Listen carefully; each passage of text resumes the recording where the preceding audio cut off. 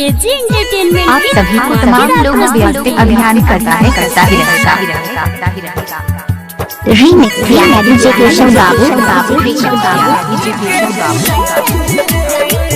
जलाई चौक बाजार जलाई चौक बाजार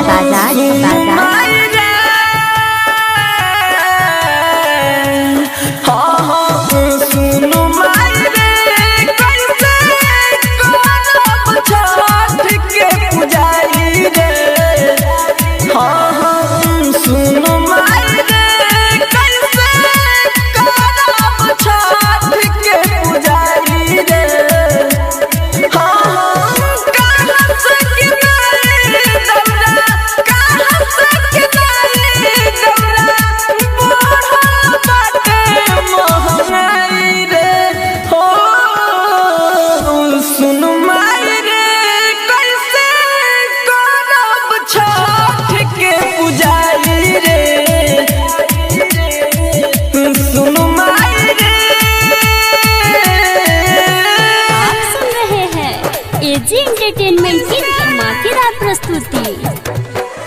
आप सभी को तमाम लोगों व्यवस्थित अभियान करता है डीजे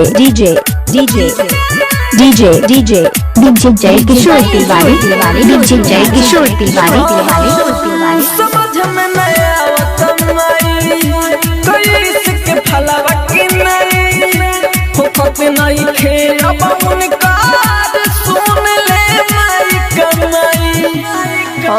समझ में नहीं आवत माई कोई इसके फलवा की नहीं होकत नहीं खेला बाउन का सुन ले माई कमाई।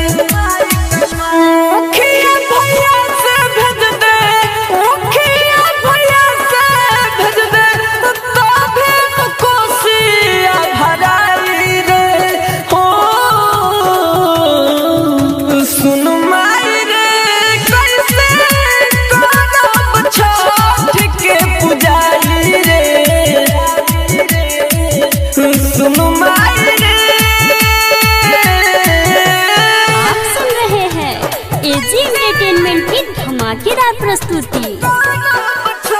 आप सभी को तमाम लोगों व्यवस्थित अभियान करता ही रहेगा डीजे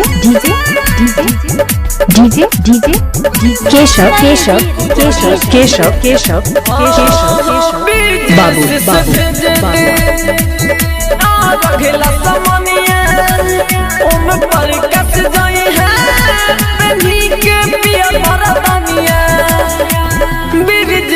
से भेज दे बागी के समनिया ओम पर कस जाई है पन्ही के पिया मोरा दनिया। राजा धानी सोच के गोल बड़े दोबारा रहे सुन माई